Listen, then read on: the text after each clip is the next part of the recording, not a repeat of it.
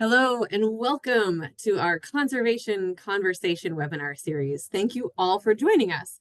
I'm Rebecca Rear, Director of Climate Policy and Justice for Maryland LCV Education Fund. Building on our popular weekly Friday Digest series we host during the legislative session, Conservation Conversations is our new monthly Lunch and Learn series where we dive into environmental and conservation issues in Maryland. These conversations are designed to give you context and information about environmental policies and their impact on your community. We keep these brief, only 30 minutes each, so they provide a good introduction rather than a deep dive, and you can catch any of them on our YouTube channel. Today, we're joined by two guests to talk about what's causing Maryland's increasing electricity prices. We are excited to talk to all of you. This was a high interest webinar, so super excited to welcome all of you to join us with our two guests. Claire Weiner is a Senior Associate on RMI's Carbon-Free Electricity Program, and Greg Poulos is the Executive Director for the Consumer Advocates of the PJM State. So welcome, Claire and Greg. Thank you both for being here. We're going to dive right in. So Claire, let's start with you. Can you provide a high-level overview of what goes into our electricity bills? Sure thing. Thank you so much for having me. I believe on the next slide I have it. Great. So this diagram here shows a number of the different factors that have been contributing to why we're seeing rising power prices in Maryland and really across the region. And it's a perfect storm of a bunch of different factors. So at a very high level, we're seeing energy prices rising. So these are the day-to-day prices of providing that electricity from places like power plants. One key factor driving these is we're seeing high natural gas prices from inflation and kind of international factors, international conflicts affecting the supply of natural gas. So we're seeing that really driving our energy prices up. Then we have this second component called capacity. And capacity refers to prices that we pay to make sure that we have energy kind of on call to support during times when the grid needs it, like during the really hot weather that we're experiencing right now. So we pay an additional price on top of energy for that capacity to have it on call. And the capacity prices are informed by a basic balance of supply and demand. And what's happening right now on the grid is we're seeing more demand from things like data centers and load growth, and we're seeing less supply at the same time. We're seeing more retirement of old generation resources like coal power plants, which have aged out and do need to be retired. At the same time, we're seeing delayed what we call interconnection of new resources. So we're trying to bring new generation online, like wind and solar, but a number of different factors like supply chains, inflation, and delays by the regional grid operator, PJM, which Greg is going to talk about more in a little bit. All of those factors have meant that we're seeing more demand, less supply. And so that crunch right now is what's driving prices up in the near term. Then that third component, transmission, refers to the high voltage power lines that bring power kind of across the region. And we've seen a lot of investment recently in these smaller local transmission projects that are not receiving sufficient oversight at the state, regional, and federal level. That's a really wonky component of the bill, but point being is that we want to see more regulatory oversight of those assets. And finally, the distribution component is the smaller poles and wires that provide power within cities and towns to your home. And we're seeing a recent way that Maryland has structured its rate plans using what are called multi-year rate plans have actually allowed utilities to increase their costs with less oversight. And so that's a factor that Maryland's Public Service Commission could look at reforming. Thanks for that explainer. I really think that helps us get a grasp on what goes into the numbers on the page that we're seeing increase. And I know this stuff can get super wonky really quickly. And I think just really clearly laid out the different components of what we see on our electricity bill. So I appreciate that succinct explanation of what's on our bills. So now, Greg, can you talk a little bit about our regional grid operator, PJM? Curious how many folks on the call. I'd love to see you enter in the chat. Did you know about PJM before? Is this something that was on your radar before? rates started going up. Did you know we have a regional grid operator? So what goes into the decision making at PJM? Who is PJM and what leads to their decisions that have resulted in these increases? Yeah, thanks, Rebecca. And Claire did an excellent job of describing it, which is not easy to do. PJM, even the name is really that is Pennsylvania, Jersey, and Maryland is really where the three states that kind of started PJM as a regional electricity grid operator. And now it is 13 states in this mid-Atlantic region. It goes as far as Illinois and some parts of Chicago part and all the way to south to north parts, small part of North Carolina. So it's a significant region. It's got about 67 million customers in the region. And it's really how you get your energy capacity, and much of your transmission costs are from some are in the distribution, but much are in that are from the regional operations. And this is kind of something that PJM provides is this PJM wholesale cost impact on customers. We've kind of changed it a little bit, but this really kind of looks at like a 5-year glance at what the costs have been for the region. Maryland customers' costs have been significantly more. They're on the high end of these averages, but this is just a good way to look at it. And these are all, as you see, $11 per megawatt hour. But there's that blue, that bottom part is the energy market price that Claire was talking about. The reliability capacity is a green, that portion of the next part of the bar, each bar. And then the orange is the transmission costs. And there's red as top is very small as the other, like your just administrative costs to run PJM.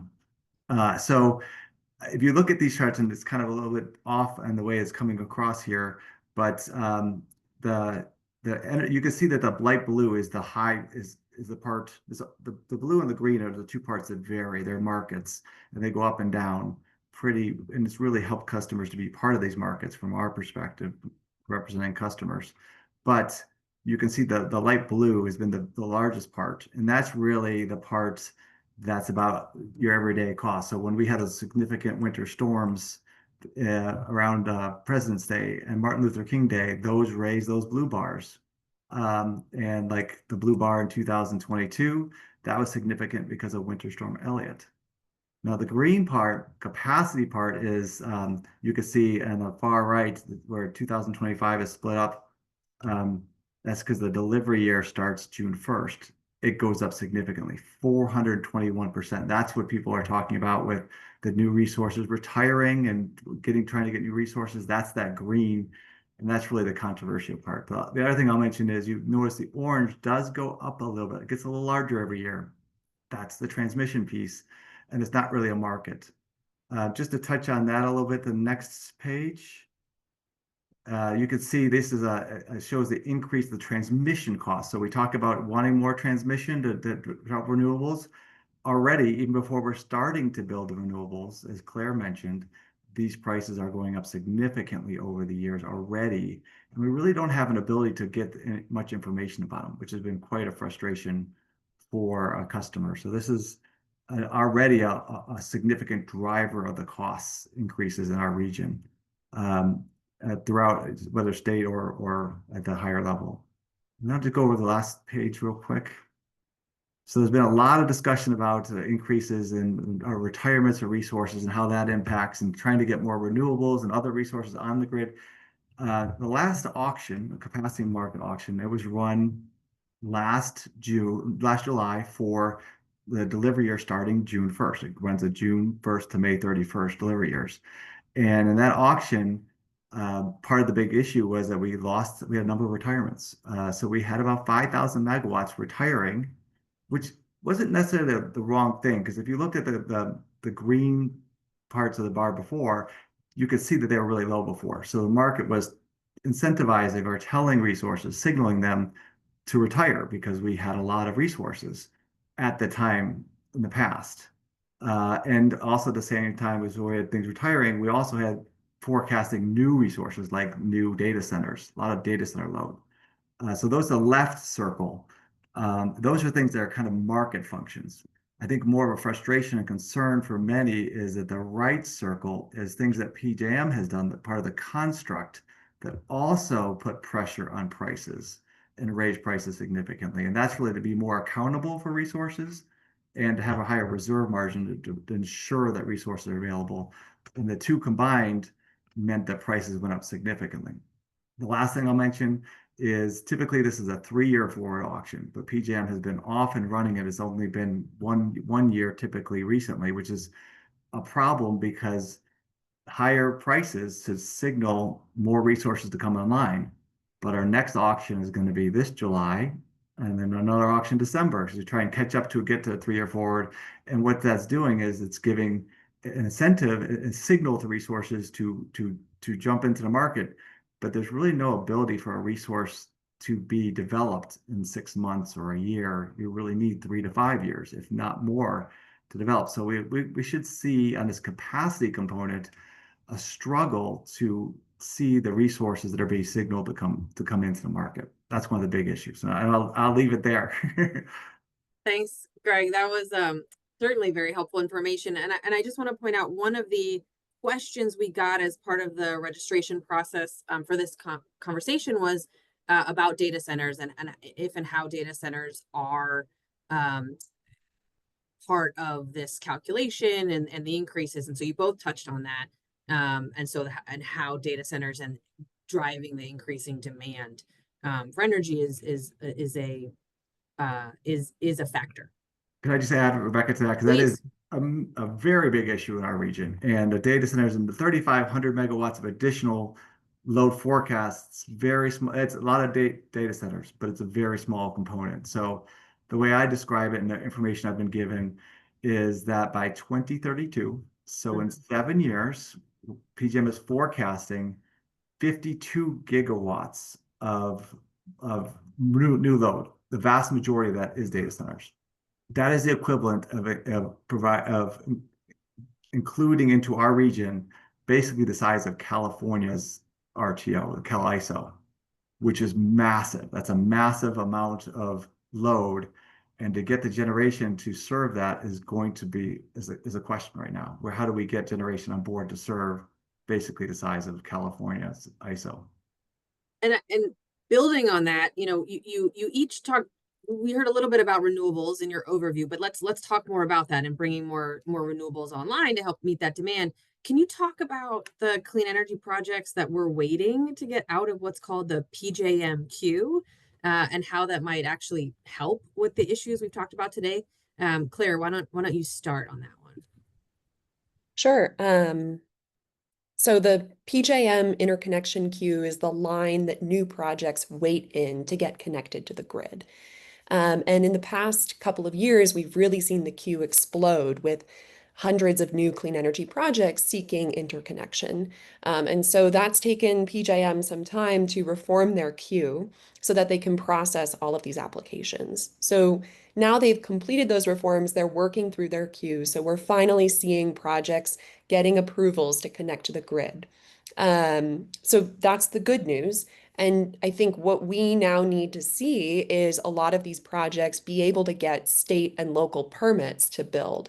So we've seen a number of projects make it through the queue, but they may now be struggling to get those permits. And so I would say that the number one thing that listeners on this call today or folks in this space can do is support these clean energy projects and help them get built and help them get over the finish line.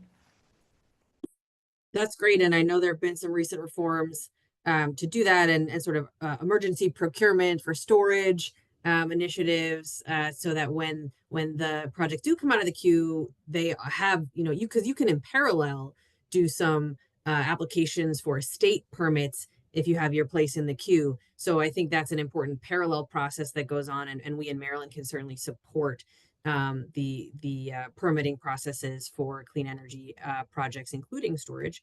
But Greg, anything to add? Yeah, so I was at a conference yesterday and they were talking about the renewable resources, and we have some very hot days right now all across the region. I was in Louisville, Kentucky, and they were talking generally about the region and the fact that we had, I think, 5% of the resources being used on a super hot day yesterday were coming from renewable resources, mostly solar, if not almost exclusively solar, but at least mostly. So the renewable resources are not a big part of the market, the resources relied on at this point. Hopefully they will be, because we need all the above. We need all the resources we can get. And I would say that the other thing, Claire did a great job with that, but I would also supply chain issues. So PGM is behind on this interconnection queue because they're used to the bigger resources for decades. Now that we have all these renewables, it's a lot tougher to do so many more applications. And so that's been a real issue. And they've started to catch on and start to figure that out. Now we need those resources to actually come online, whether it's for the permitting issues, supply chain, whether it's not able to get enough money. I, for one, talking about the capacity construct is coming up. There's an auction coming up in July, and I'm hoping to see more resources, renewable resources, participate in that auction, recognizing that they're not really truly a capacity resource in the sense that they could be there 24/7, 365, but we're hoping to see more renewables participate in that auction. Can I add one quick thing? The underlying cause behind why a lot of these renewable projects might be struggling to come online is lack of space on the grid. And what adds space to the grid is more large regional transmission lines. So I know there's been a lot of media attention around projects like the Maryland Piedmont Reliability Project. Those projects are going to be essential to get built to bring new renewable energy onto the grid. And so we need to be looking at supporting the permitting and construction, not only of these new wind and solar projects, but also of new large regional transmission projects to increase the space on the grid to enable this clean energy transition. In terms of transmission, because we did get a lot of questions about transmission, I want to talk a little bit about, I think new transmission lines are important, and public participation in those projects are very important, and preserving wildlands as we build those projects are very important. But I think that there's also a lot we can do to get more out of the grid we have. The new transmission lines, we're going to have to see, but I think there's also a lot more we could do with grid enhancing technologies that could help with the grid. So can you just touch a little bit about what we can also do to get more out of the grid we have? Yeah, that's a great point. And I appreciate you bringing it up because we talk about it as GETS. We talk a lot of acronyms in the PJM world, grid enhancing technologies, and really bringing our grid up to speed, so it's not as dated as it has been. And it's really a struggle to get there. We really would like to see more GETS proposed. It's difficult at the regional level because it's really incumbent on the incumbents, the transmission owners who own the lines, to have the incentives to make the lines, to modernize the lines. From our perspective, it's almost the point of where we're going to try and analyze when these GETs are even proposed in our region, which they're not very often proposed. It's a great frustration for us that we do not see more modernization of these lines, particularly when we have such a large spend going on at this point. So it's really a frustration on our end that we don't see more modernization lines. And that has been a topic of conversation here in Maryland, and potential. There was some legislation this past session to try to encourage some advanced transmission technologies on the grid, and there was interesting bipartisan support for that. And so looking to do some more education and support for those efforts. That's great. Thanks for that discussion. So I guess sort of to sum up, although we got a good question. Is there a simple way to describe the PJM auction? Like, if you had a few minutes, could you do that? Or is that something that we might need to do a part two? You might need to do a part. So there are actually two. There's a capacity market auction. I think that's what the question's referring to. And it is supposed to be done on a 3-year forward basis with some incremental auctions to change things. That's because it needs time to build. It's an auction trying to give a price signal and get time to build the investments that you're needed to serve 3 years forward. It's done based on a marginal price. So it's done on one price. So if we need 170 gigawatts, then they try, and it's done locally. So it's done for they split the region up into different areas, and it is done at a point where you're trying to get to that enough resources to fit that region, that zone's needs. I can go farther into it, but I don't know if it's, but I can also point you to things too that can help you with it. Yeah, I think that's super helpful, at least to get people started. You know, people have tuned in to Friday Digest before, know that my background's public health, and I care about these issues. I care about clean energy. I care about energy justice and energy affordability, because this all is a contribution to public health: clean air, clean, Yeah. better health, better lungs, being able to afford your electricity bills so you can afford any healthcare costs. You know, so that's my background. So some of this energy, you know, the capacity auction at PJM, it's so helpful to have these 101 explainers, because I'm in this for the public health stuff. And so to make sure that we're keeping our members up to date on what is going into this auction. And I think a question I have for both of you is, can people engage with PJM? Who are the voters at PJM? Who drives the decisions that PJM makes? And is there an opportunity for public pressure on PJM? How would that process work? Claire, do you want to kick off? Yeah, public engagement at PJM is definitely an option. It can be a little tricky because there are a number of different stakeholder meetings that are happening all at once. Decisions are made at PJM by its voting members, and those are divided into different sectors. So that includes power plant owners, it includes utilities and transmission owners. I would say another great way to make your voice heard is to be contacting your elected officials, contact the Maryland Public Service Commission, contact the Maryland Consumer Advocate. Those are all stakeholders that can kind of serve as a conduit, and are interfacing with PJM more frequently. Even contact the Maryland governor's office, right? All of those state level government officials. PJM does a lot of state level government interfacing. And that, I think, can really strengthen your voice as well if those government officials are hearing from you that you're concerned about, price increases due to PJM's capacity auction or delays in its interconnection queue. And just keep emphasizing that, again, one of the key solutions to bringing prices down is going to be getting more projects through that interconnection queue, getting more supply onto the grid, and building more clean energy. Thanks. Yeah, we definitely want to shout out the Office of the People's Council Yeah, here in Rebecca, Maryland I as would well. add that Yeah. Office of People's Council is one of my member, and they are very involved in all these issues. And one of the folks that I go to was, we talked about the capacity market, the Maryland, the BGE, there's a Baltimore Gas and Electric Zone, and that certainly has a lot higher prices than most, just because the transmission constraints going in and into it and out of it. But they're very involved. The Maryland Commission has been very involved. So I'd recommend going through those two. The Consumer Advocate, People's Council, they do have a vote, one of 1,000 votes at the PJM voting and stakeholder process. The Maryland Commission is a very strong voice on the outside of that discussions, but definitely good resources. And I have heard that governors have been an effective voice in talking to PJM. Clearly, yes, they've been very strong. PJM is very much listening to the governors and the concerns that they have provided. Awesome. We got we've gotten a couple questions about how people can support wind and solar.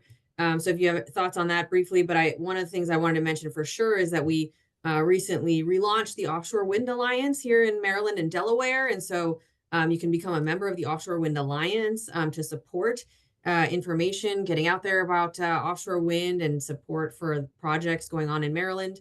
And there's also a Yes to Wind petition circulating right now, sort of ahead of July 4th launch. And I think we can get that link in the chat for folks if you want to join the Offshore Wind Alliance to stay up to date and you want to sign the Yes to Wind campaign. Those are definitely two actions, showing public support for these projects as they face some opposition is a helpful action people can take. I think any more comments on ways people can support clean energy projects? I would just add that for offshore wind was something that was really New Jersey and Maryland have really hoped that it would be a big part of their solutions. So it would have offset some of those retirements, and it didn't happen. It really kind of impacted the pricing significantly. And offshore wind, well, wind, all renewable, all resources are really needed in the region right now.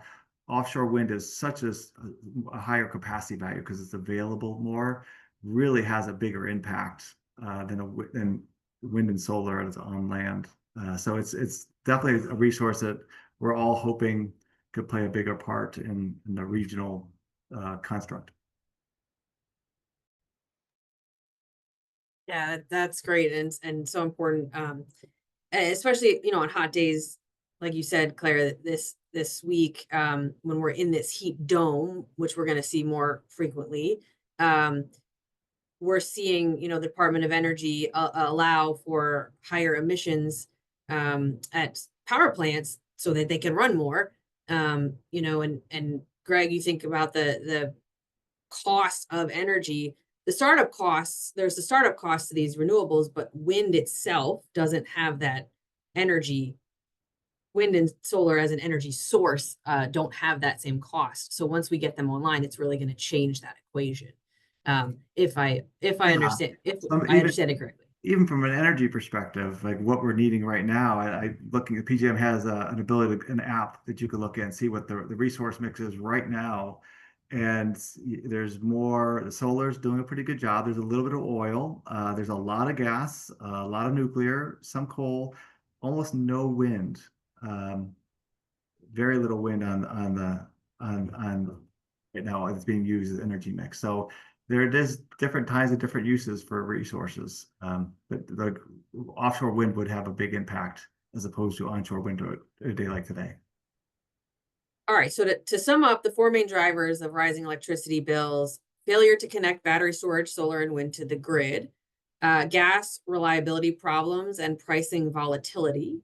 There's been double charging for some power plants in the region, sort of in the retirement transition to the reliability must run for some of our fossil plants, and then data centers driving huge increases in energy demand. So if I had to sum it up, that's sort of the four pieces people can think about.